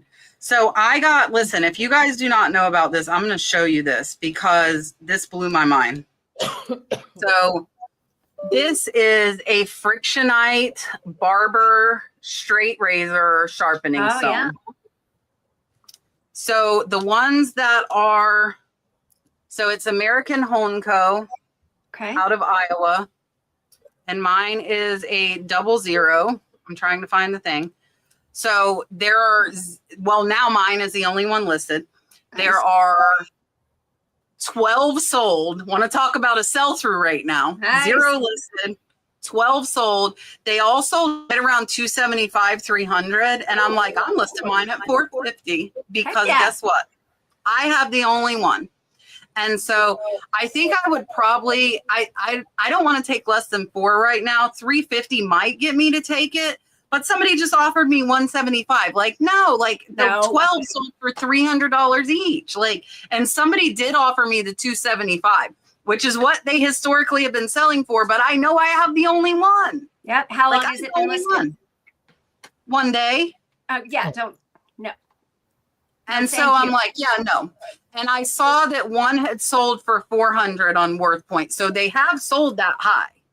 And when I have the only one, I feel like I have the upper hand here. is what I feel. Absolutely. Be sure to update So I'm just on gonna that. sit on it. And I only paid like $5 for the thing. Ooh. All right, Scott. When are you going to meet to march on Austin Congress to protest the new tax on the fees? So, I caught wind that the state of Texas has imposed a new tax. They basically reworded, the comptroller reworded our language in the tax code to now include online services. So when I sell things, it starts October 1st. When I sell something, now I will have to pay sales tax on the eBay fees that I pay to eBay. And so it's actually happening. And so I made a video about it because I thought, I don't know how many other sellers know. And I guarantee if this works in Texas, other states are going to follow suit. And overall, it raises my cost of selling about 1%. That doesn't sound like a lot, but I get nothing in return for this. What I didn't realize was, so I made the video last week. It's had, I don't know, 50,000 views in the week. So my audience, the people that watch my channel, they're pretty nice people. Like, you know, they all get along. They support each other. When you post something about taxes or anything gets even remotely political, not as nice. Like, it's much more contentious. Like, people are, resellers suck. I'm glad you're having to pay it. And I'm like, wait, I don't suck. I just didn't want to pay extra. So anyway, yeah, it's a real thing. I'm not marching on Austin because if I thought it would do any good, I would march down there, but it will not do any good. And they're going to collect their money anyway. So, but watch and see if it doesn't come to other states. I guarantee it will. Yeah. And then we're going to go march. And it's not just eBay though. It's all the platforms. So it's everybody that charges a service fee for something, a fee for a service that they're providing is what Texas will now be. An extra 1%. That'll add up. Is it basically like if you buy something, then you pay tax that goes to the state if you buy a product? Correct. And so they're basically saying you're buying the service. You're buying the service. And you're paying tax. Right. And they're going to tax it at 80% of what the tax isn't 80%. It's going to be the regular sales tax, but they're only taxing 80% of what you spent. And the reason they're doing that is because what's going to happen? So you've paid a fee and now you're going to have this new tax for it. And eBay isn't going to do that for free. They're going to tax the additional money that they're going to have a fee for the additional tax. So I'm going to have a fee and then a tax and then the fee on the tax, which raises what the tax will be. Are they going to hopefully like do it all? eBay's going to take care of it, or are you going to have to file this stuff on? I'm sure they'll take our money happily. Yeah, no, eBay takes care of it. And that's why I've never complained about the fee, including the sales tax, because they pay the sales tax wherever it's going to be paid. They distribute it for you. Yeah. For me, that's worth the percentage. eBay I talked to them this morning, and they're not telling anybody how they're going to handle this until October 1st. Poshmark has already said what they're going to do, but this isn't just an eBay thing. It's everybody thing. But the comments on the video are well outside of my normal audience. Like, I don't want a viral video. Like, well, surprise. Yeah. All right. HR wants to know, do any of us have any thoughts of selling on district, pros and cons? I do not sell on district, so I have to pass on that one. Yeah, I don't sell on district either. So I'm approved for it, and I'm approved on whatnot, and I haven't done them, but I still have an opinion. I think that the future of reselling, a lot of it is going to be live, and it's going to be these hybrid programs. For me personally, I'm just old school, and I'm thinking I don't have that long left on this earth. I've just reached the point. I'm just going to like hang on and do my thing. So I'm going to keep doing it old school. I don't know that I have the personality to do it live. What am I going to do? Like buy my stuff next? Like, I don't know. That's my dilemma as well. I'm old school. So I applied to be live seller on eBay, and they said that you have to have experience live selling on district or, some other platform first. I applied and have hundreds of hours, and they didn't approve me. Oh my gosh. Okay. So I shouldn't be offended. I've done some Posh lives and one or two Whatnot lives, and I just don't really enjoy doing the lives, and I certainly don't enjoy finishing and then having to like ship a ton of things that I didn't make very much money on. So I've had that thought. Yes. Okay, so here's the deal. Definitely think about what you're selling because of what you ladies just said. I sold breakables and was like, nope. So we might sell breakables, but they're tiny, like trinket boxes or knickknacks. They're very tiny and easy to ship. I sold on District today. I sold scarves. So the pros for District, if we're comparing it to YouTube or whatnot, are you are using whoever that creator is, you're using their audience. Okay. So like I was on knickknacks. So I was using Jocelyn Crazy Lamp Lady, who has a lot more subscribers than I do. I'm using her audience. Her audience is on that platform. I don't need a following. Do I have a following? Yes. Does that help me? Yes. But I sold for an hour. I sold scarves. Really, I have really nice scarves. I'm selling them again tomorrow. And I made $230 in sales in an hour.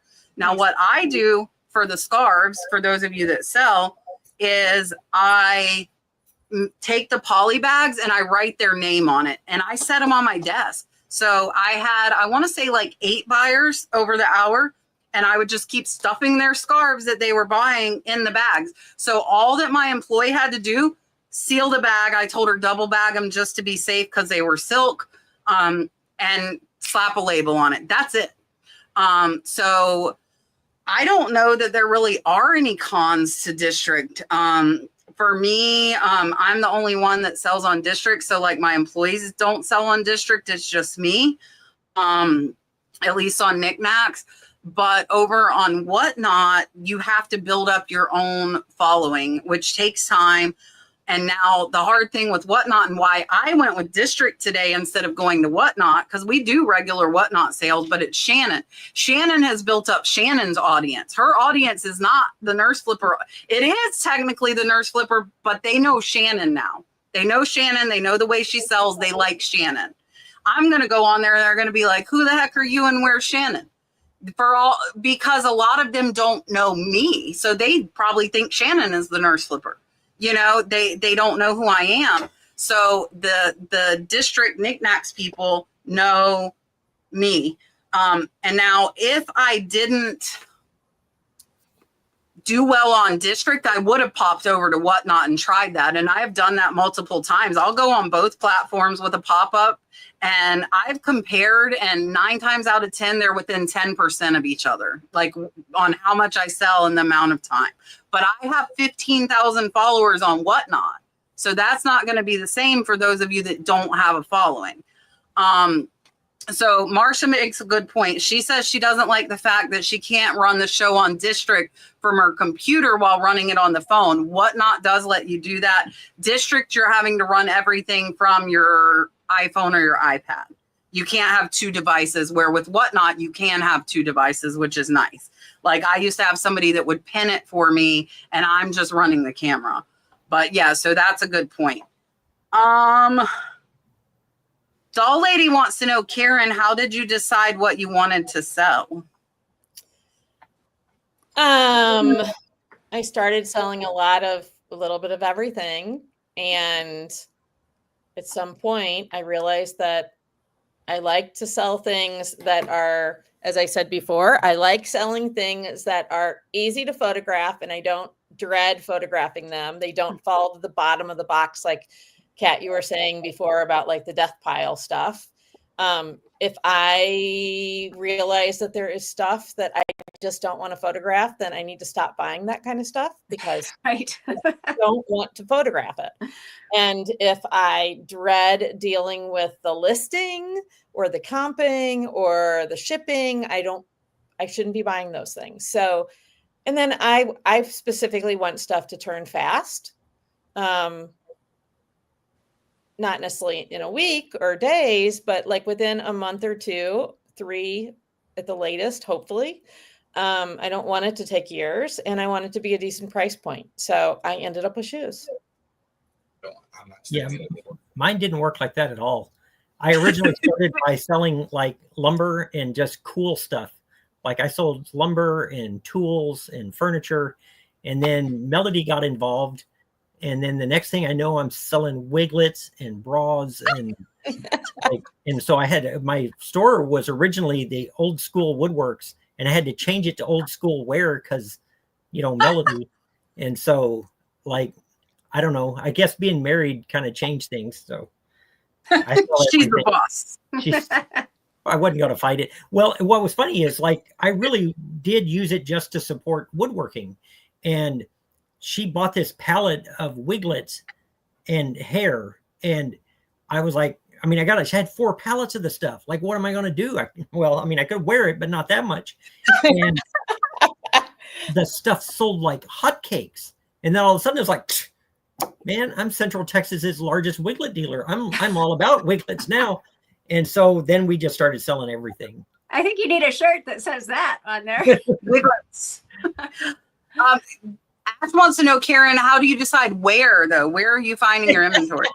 So I know Ash, the people that I hang out with, they're getting you. They're getting me. So I live in a rural area, and driving 15 minutes in this direction to go to a garage sale or an estate sale, and then another 30 minutes in that direction, and then another 30 minutes that, like, it just doesn't make sense. It's not practical.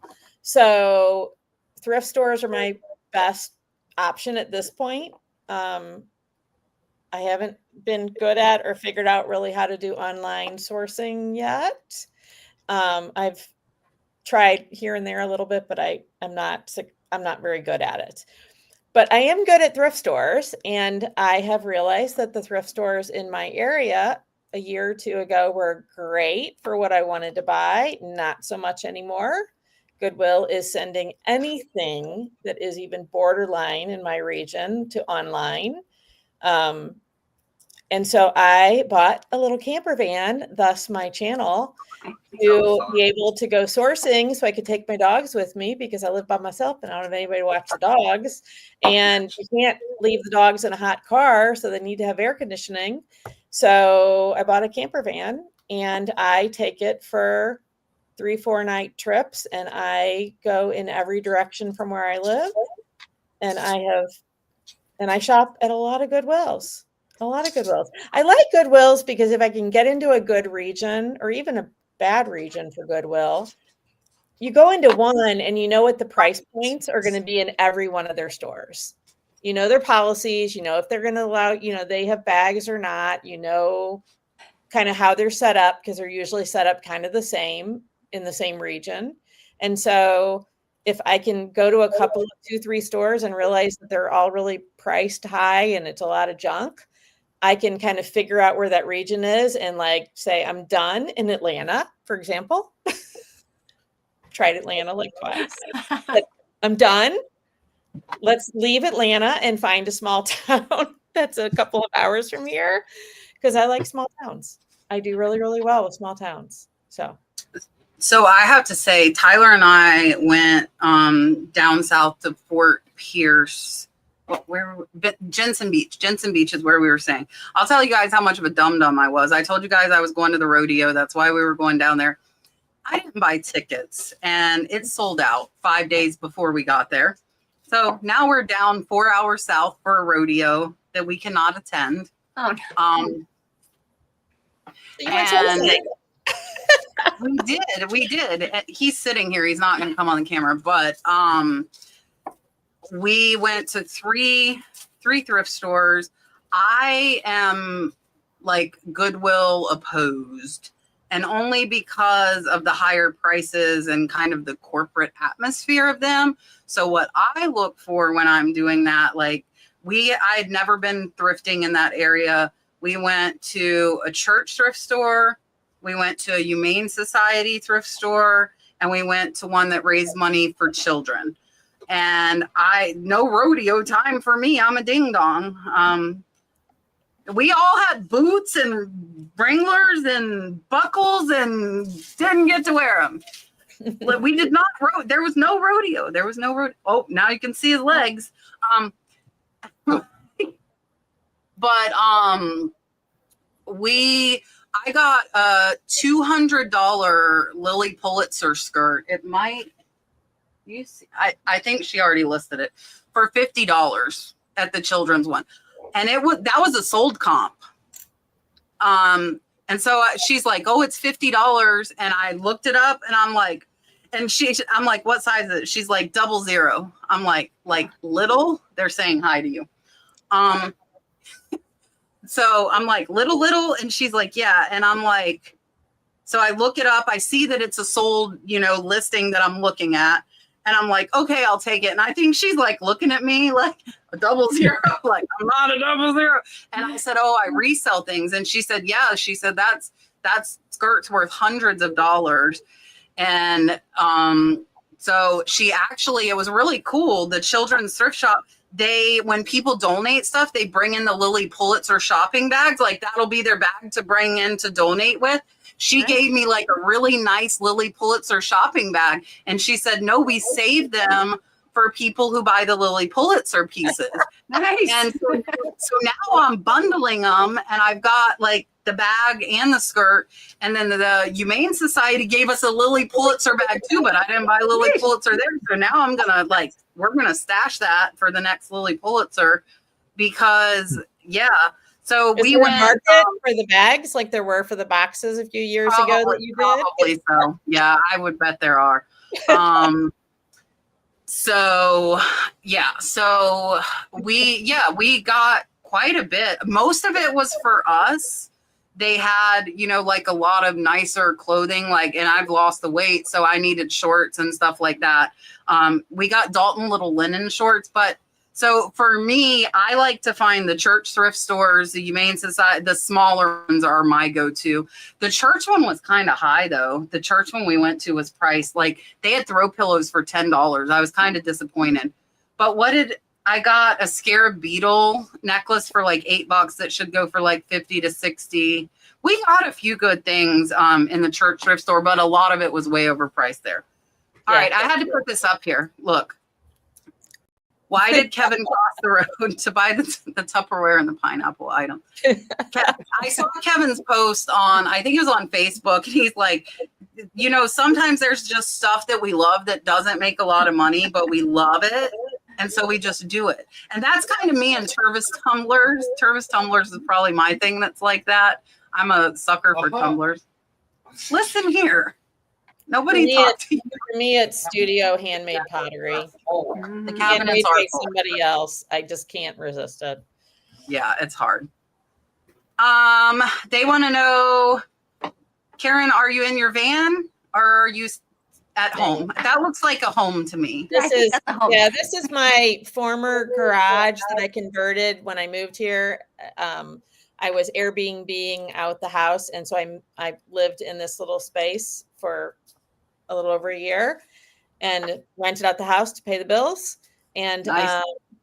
And then eventually got to a point where I'm not Airbnb in the house at all. And I converted this to my office. So nice. Yeah. All right. They're asking, what did I say about help with the title on Etsy? I was saying List Perfectly's AI Express Lister. It does your title. I changed my keywords in the titles, but it comes up with the hashtags that it fills out on Etsy. And I never did that before. So that's what I was saying, I think has helped me to get more sales. So all of my friends that are really strong Etsy sellers use those hashtags and those keywords. And I think Mercari and Poshmark have them as well, but only 3, but Etsy will let you have 10 or 15. It's something ridiculous.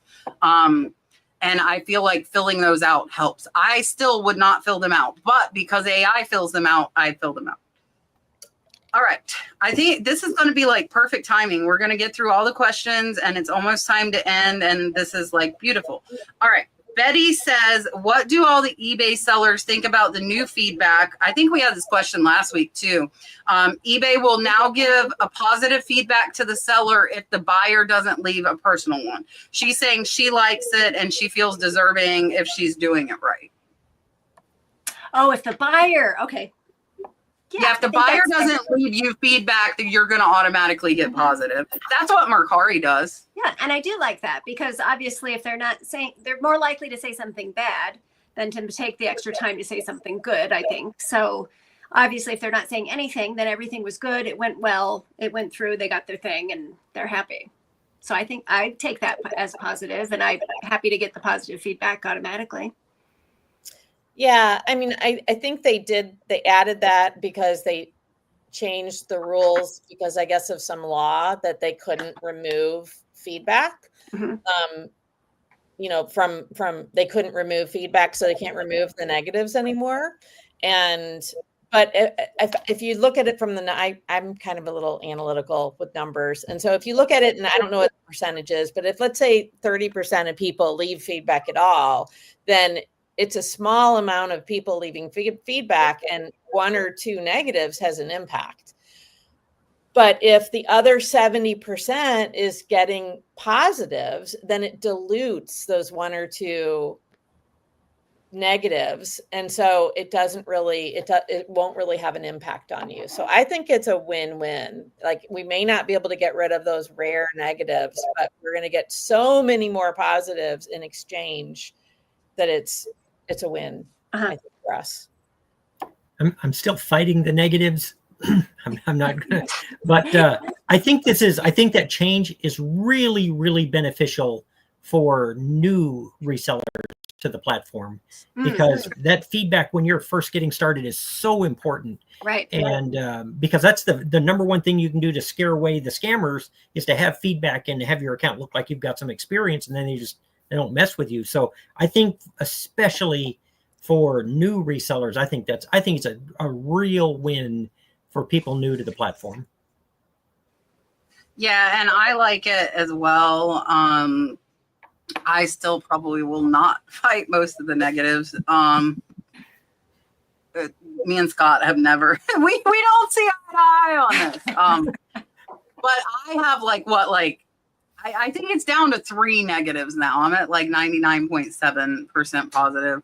I just I will get in my head and would let a negative over a $10 item. It would ruin like the whole day and sometimes the day after. And I'm like, I'm not letting this little thing ruin my day anymore. Like, it can just go, and I was like that about a lot of things in life. And I've gotten to where it's like, okay, just like, let it go. Good for you. Good for you. Like Frozen, just let it go. Yes. It's just like, yeah. So I think it's a good thing. And I agree. Like, and this is why we get, I haven't had this question in a while, but we used to get the questions all the time about like, should I contact my buyers for feedback? And my answer is always no. Like, don't poke a sleeping bear. No, If they're happy, leave them alone. Do not bug them. Yeah, don't beg for it. Every time someone begs me for feedback, I'm like, ew, I don't like it either. All right, last question, and it is a super chat. Reselling with me D says, got a really good sale recently. My question is, what's your most recent sale that made you say, wow? Mine is so good. I'm excited to get to tell you. It's that 40-inch swung base. It was an L.E. Smith. Oh my gosh. Smoothie, 40 inches tall. I got it for $7 at an estate sale. And it sold for $1,395. Nice. Yep, shipped it to Texas, no problem. I got good feedback and a personal message, and the lady was thrilled.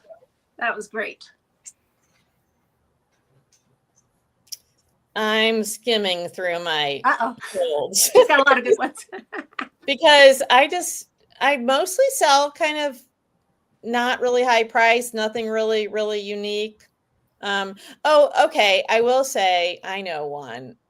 I had a pair of boots that were fairly high price. I don't remember the exact price, but they had started out somewhere probably in the 75 to 100. That's super high, but good sale for me. And I'd had them just sitting, and they made it to like the oldest few boxes of my shoes. And I was out of inventory. So I started pulling some of the old listings and just not just doing a sell similar, but literally ending it and starting it completely from scratch, rephotographing, putting it into my my AI software, my listing software, and let it completely, create a brand new listing. Because I was like, the way I did it didn't work last time. So why would I just sell similar and put it back up the same way? So I started from scratch and it sold within 2 days. Nice. I had it marked down to, I think, about $20. And for in I don't know, 8-10 months. And I put it back up and it sold for full price. And it was over $70. So that was fun. So for me, if you saw, I ended up, that one storage locker had 300 pieces of new Lululemon. And it was, yeah. God, see, that's his karma because he gives all this stuff away free. But they were with receipts, by the way. All of this stuff had receipts. Wow. But anyway, it was the Define jacket, and I had that in yes. 2 sizes. And the Align pants, I had that in 2 colors and 2 different sizes. And so we listed it all on eBay, and I think I listed the jackets for $90 and the pants for $60. I don't remember exactly, but I got an email or message on eBay from a lady. She said, "Would you make me a better deal if I bought all of it?" And I'm like, "Yes, I would." Absolutely. So, but she, I thought she was going to offer me a ridiculously low price. Well, she offered $50 on the jackets and $35 on the pants, and bought all 300. Oh, So it was multiple sales, and I think she's a seller on Amazon, Okay. Where she's getting retail. She's getting Right. close to retail because she paid me a fair price.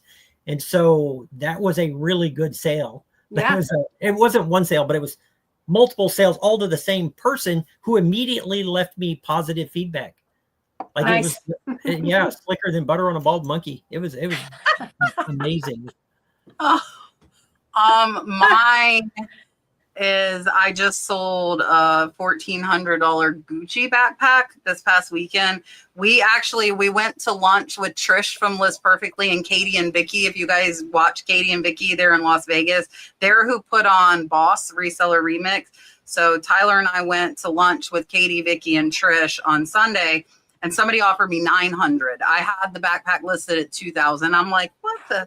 First I saw $900. I'm like, oh, a $900 offer. And then I'm like, it's on a $2,000 backpack. And so I countered them, I think at $1,500, and I was willing to go to 14, and they came back at $1,050. And I'm like, no. So I think in my note, I said the 1,500 was the lowest I would take. So their 1,050, I declined. I said, nope, you're going to get the point here. And so then they messaged me and they said, does it come with the dust bag? My title said it did, but we didn't see it in the pictures. It might have been in the backpack. I don't know. But I said, no, it's only the backpack in the box. And the box was as cool looking as the backpack. And it had a tiger on it. And I said, okay. I countered them at 1,400, and I said, I know I said 1,500 is my lowest. I'll go to 1,400, which really was my lowest, and I knew that. And they asked about this bag, and I told Tyler, I'm like, if they friggin' are trying to get me to go lower for a dust bag, I'm already taking $600 off this backpack. And they ended up, yes, bless you, Scott. Yes, gesund. Sonny's in the chat, you guys. I'm happy to see him in there. And so they ended up accepting it, and that was from a big consignment store buyout I did. So I'm in the profit. So basically that's all profit because I've already made my money back. So that one's probably my favorite. I am going to give him something. And then we got one more question that came in that I want, two that I think we can answer really fast. So let me give what are we going to do? I'm going to do the original one. Oh.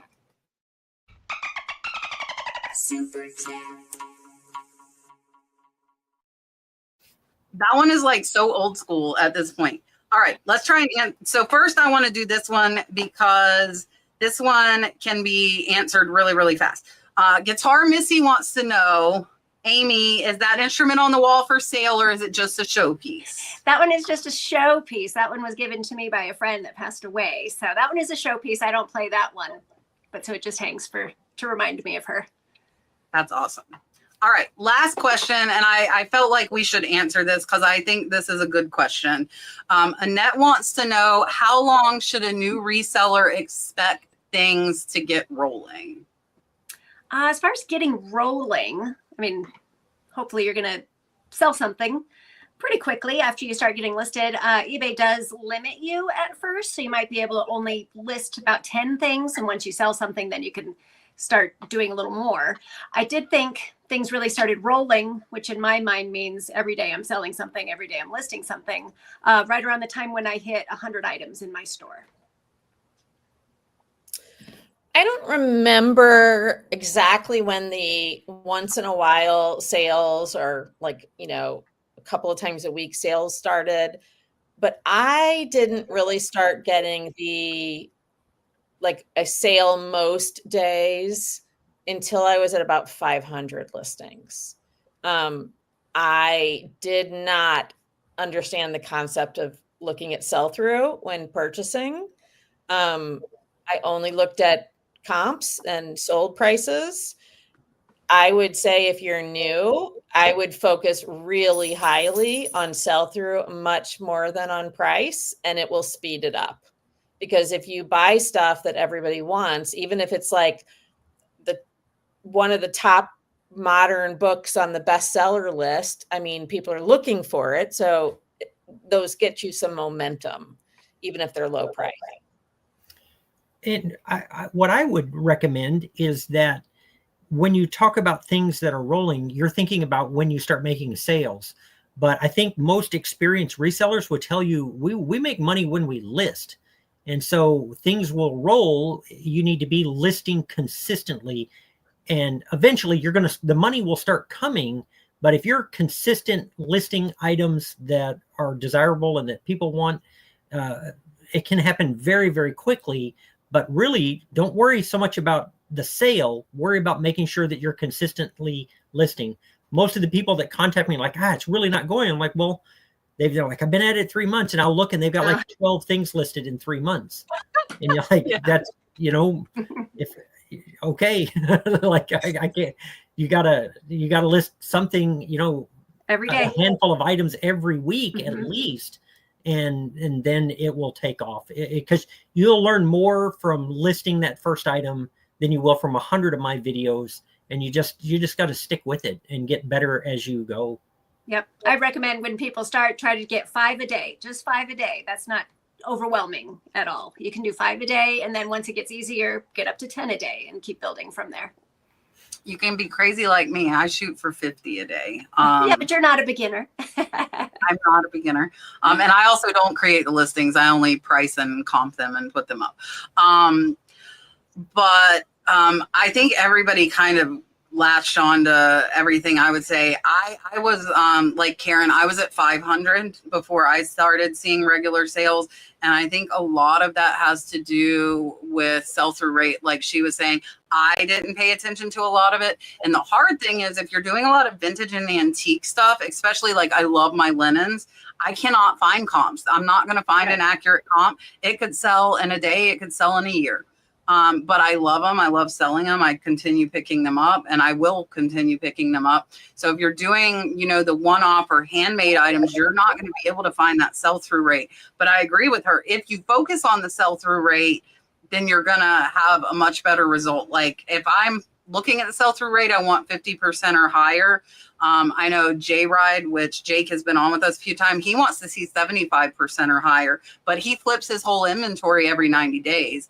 Which is a lovely thought, especially when I have almost 9,000 items. My sell-through rate is under 15%. Mine is very, very low because of the one-off items and some stuff I don't care if it takes forever. I have the space. I'm aware of what I'm getting into.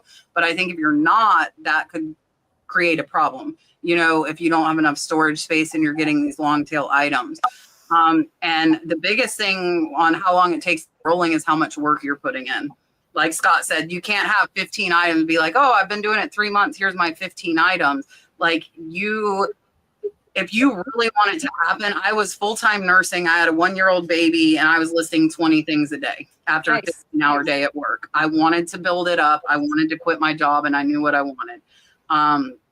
And if you do that, it will come back. I feel like if you research at least halfway, you're going to get out of reselling what you put into it.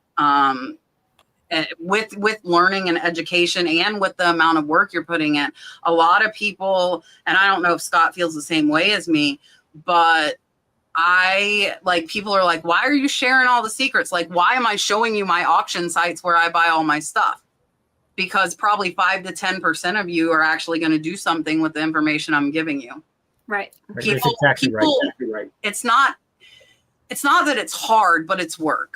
It is work. It's a job for sure. It's a lot of work. And I think a lot of people want to sit there and they want the money to come to them and think they don't have to do anything. I work all the time. And that's just what I do. That's how I've always been. But a lot of people think like they list it today, it sells tomorrow. And that's not the reality. And that's why in my what sold, I'll show you those items that took 2 years to sell because they're not all going to sell in 2 months. Do I have a lot that sell fast? Yes. But are there some that you really think are going to sell in 2 days and they take 2 years? Yep, that's going to happen too. That's just the reality of it. And like, I could only show you my fast selling and leave out, the rest of it, but that's not the complete picture. And I don't mind sharing it with people that are willing to put the work in to grow their own business because the majority of them are not. That's just the reality of it. So, right. All right. Soapboxed enough. It's after closing time. It's Cat After Dark. I'm going to make everybody big, let them tell you goodbye and where you can find them. And then I will tell you guys who is on next week. So here is Miss Amy. Hi, me again. So you can find me as Zula Mercantile on eBay and here on YouTube. And then also, Kat put my personal Instagram on the listing here for it. But I do have a Zula Mercantile Instagram as well. It's my goal to get on there and post more things. So please find me there and like and subscribe and all of that.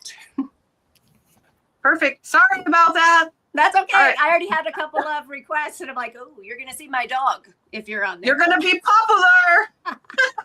Here's Karen. Hi, I'm Karen. Thank you so much for letting me be here, Kat. And I've had a great time and hopefully given you some decent information. You can find me here on YouTube at Silver Lining Life. I do have a channel that is van life focused, but it is about a reseller who uses the van to go sourcing and talks about vans. So not so much about eBay specifically. I'm not really on a lot of other social media. So yeah, that's probably where you can find me. All right, here is Scott. Sorry for the delay. Make sure you go check out Amy's channel. She's a reseller. She's just getting started, so you want to make sure to check that one out. And I think that Karen said she got monetized yesterday, so make sure you go give her some love. I'm Chachingking everywhere, so you'll either want to find me or you won't, but I'll be there. He'll be there whether you find him or not. I just want to say thank you to Amy and Karen for coming on. I appreciate it. It was a great show. Scott is always there he says he owes me. He doesn't owe me anything. He does it on his own. Everybody who watches the channel knows I would not have 1,000 subscribers if it wasn't for Kat. Oh, she absolutely got me to 1,000 subscribers. And he's at like 80 something thousand. He's going to pass me. Scott's going to pass me is what's going to happen. Watch. They're just vanity numbers. Well, I'd like to say thanks for having me. It was super fun. Yeah, it was a great show. Thank you everyone in the chat. Next week, I'm super excited. It is not 2 new guests. It is 2 old guests coming back. They haven't been on in a while. We are going to have Star from Flippin' Hippos and Jimmy from Old School Flips. which are two of my friends I've met in person. I'm super excited to have them on. And Marsha, thank you for helping me. Marsha's been helping backstage all night since Sonny was out and dropping everybody's links in the chat. So Marsha, as always, thank you. Guys, go follow Red Cardinal Treasures. Marsha, put your thing in the chat. She doesn't like to self-promote, but I tell her to. We need to get Marsha monetized. She's very, very close. So we will see you guys next week, every Tuesday at 8 p.m. Eastern time. Bye, guys.